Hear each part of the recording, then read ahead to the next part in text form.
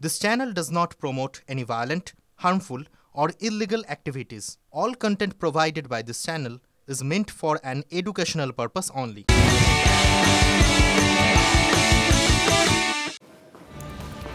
কয়েকটি কালো প্লাস্টিকে মোড়ানো দেহাংশ উদ্ধার হলো খাস কলকাতায়। ওয়াটগঞ্জ এলাকায় একটি পরিত্যক্ত জায়গায় পড়েছিল দেহাংশগুলি। খবর পেয়ে ঘটনাস্থলে গিয়ে তা তুলে আনে কলকাতা পুলিশের হোমিসাইড শাখার গোয়েন্দারা।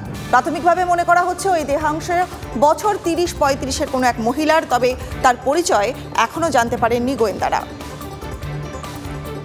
বন্দর লাগোয়া ওয়াটগঞ্জ সত্য ডাক্তার রোডে উঁচু পাঁচিল ঘেরা এক পরিত্যক্ত বাড়ি।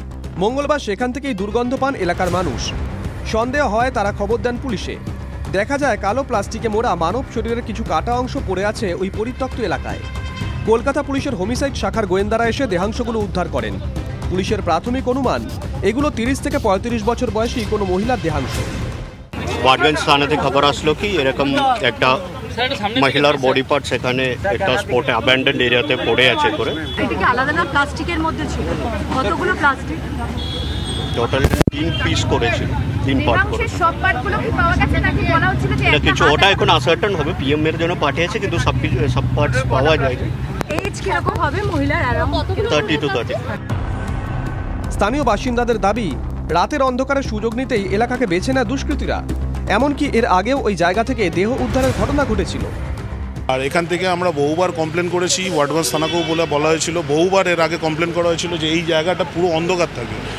এর আগেও আরেকবারও বডি পাওয়া গেছিলো এর ভেতর থেকে, সেই সময় আমরা কমপ্লেন করেছিলাম ওয়াটগঞ্জ থানাকে যে এখান থেকে বারবার এরকম হচ্ছে, এখানে কিছু লাইট দেওয়া হোক বা কোনো সিকিউরিটি দেওয়া হোক, কিছুই এখানে দেওয়া হয় না। আলটিমেটলি তো অন্ধকার জায়গা, ফাঁকা জায়গা, সিসিটিভি নেই, হবেই। ওই পরিত্যক্ত বাড়িতে আর কোনো দেহাংশ আছে কিনা তা খতিয়ে দেখতে নামে ডগ স্কোয়াডও। উদ্ধারের পরই দেহাংশগুলোকে ময়না তদন্তের জন্য পাঠানো হয়েছে। আপাতত এই টুকরো টুকরো দেহ সাজিয়ে মহিলার পরিচয় খুঁজে বার করাই লালবাজারের গোয়েন্দাদের কাছে সবচেয়ে বড় চ্যালেঞ্জ। এই যে পরিত্যক্ত জায়গাটি দেখা যাচ্ছে একটি পাঁচিল ঘেরা পরিত্যক্ত জায়গা এবং এর মধ্যে জঙ্গল, তার ভেতরে একটি পরিত্যক্ত বাড়ি, সেখানেই একটি মহিলার দেহের একাধিক টুকরো মেলে। প্রাথমিকভাবে মহিলার একটি মাথা এবং হাতের অংশ মেলে। তার পরবর্তীতে ঘটনাস্থলে আসে ওয়াটগঞ্জ থানা পুলিশ, কলকাতা পুলিশের হোমিসাইড শাখা এবং ডিসি পোর্ট নিজেও ঘটনাস্থলে আসেন এবং এলাকার সিসিটিভি ফুটেজ খতিয়ে দেখা হচ্ছে। যে প্রাথমিকভাবে তদন্তকারীরা মনে করছেন যে এই খুনের ঘটনার সঙ্গে বাইরের কেউ যুক্ত থাকতে পারে। গোটা ঘটনার তদন্ত শুরু করেছে কলকাতা পুলিশ। ক্যামেরা কুণাল গাঙ্গুলির সঙ্গে সুজয়, TV9 বাংলা, কলকাতা।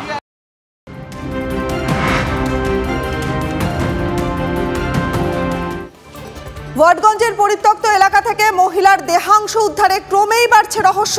কে বা কারা মহিলাকে খুন করলো, কখন, কিভাবে দেহ ওই এলাকায় ফেলা হলো, বাকি দেহাংশই বা কোথায়, প্রশ্ন উঠছে। আমাদের প্রতিনিধি সুশোভন রয়েছে আমাদের সঙ্গে। সুশোভন, আমি জানতে চাইবো যে মহিলার কি কোনো পরিচয় পাওয়া গেছে, বা ওই অঞ্চলে যে সিসিটিভি ফুটেজ তাই খতিয়ে কি পাওয়া যাচ্ছে? দেখো, মহিলার এখনো পর্যন্ত কোনো পরিচয় পাওয়া যায়নি। তার কারণ ইতিমধ্যেই সেই দেহ যে উদ্ধার হচ্ছে সেই দেহের কিন্তু এখনো যে পুরো অংশ উদ্ধার হয়নি।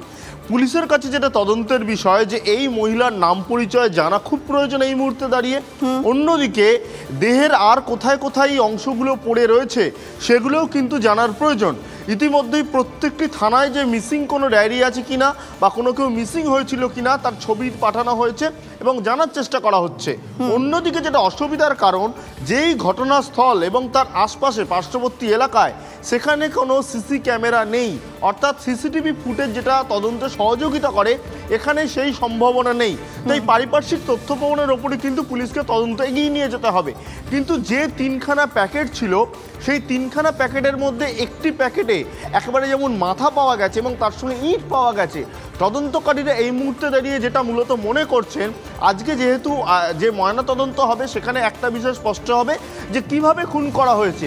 কিন্তু তদন্তকারীরা এই সন্দেহ করছে হয়তো যারা আততায়ী ছিল তারা প্রথমে খুন করে এবং তারপর একেবারে যে হত্যালীলা সেটা করে। কিন্তু কি কারণে এই বিষয়টা পরবর্তী আমি জানতে চাইবো যে সিসিটিভি ফুটেজ দেখে আততায়ী সম্পর্কে কিছু কি জানতে পারা গেল? কে বা কারা খুন করলো বা কখন খুন হলেন? দেখো, সিসি ক্যামেরা সেখানে নেই। সিসিটিভি ফুটেজের যে সম্ভাবনা যেগুলো থাকছে সেগুলো একেবারে অনেকটা দূরের। তার কারণ যে ঘটনাস্থল বা তার আশপাশে কোনো সিসি ক্যামেরা নেই এবং রাস্তার যে সিসি ক্যামেরাগুলো রয়েছে যেগুলো ট্রাফিক পুলিশের, সেগুলো দেখার কাজ চলছে এবং সেগুলো দেখে মূলত কারা আসছেন বা কারা যাচ্ছেন, কি কারণে আসছেন, তারা এলাকার না তারা অন্য এলাকার, তারা সেই এলাকায় কতক্ষণ থাকছেন, অর্থাৎ পুরো বিষয়টা কিন্তু সন্দেহ এবং পুরো বিষয়টা বারবার পর্যালোচনার উপর কিন্তু তদন্তকারী অফিসারকে দাঁড়াতে হচ্ছে। এই জায়গায় দাঁড়িয়ে রাস্তার যে সিসি ক্যামেরা যেগুলো ট্রাফিক পুলিশের, সেগুলো এই মুহূর্তে দেখার কাজ চলছে এবং সেখানেও কিন্তু বেশ কিছু যে তালিকা যে কারা কখন সেই এলাকার, আদৌ সেই এলাকার কিনা, সেগুলো তৈরি করার কাজ চলছে। কিন্তু আজকে যেহেতু ময়নাতদন্ত করা হবে, সেই ময়নাতদন্ত কিন্তু সবথেকে গুরুত্বপূর্ণ। সেখানে কি রিপোর্ট আছে? ধন্যবাদ সুশোভন, তোমাকে নজর রাখো।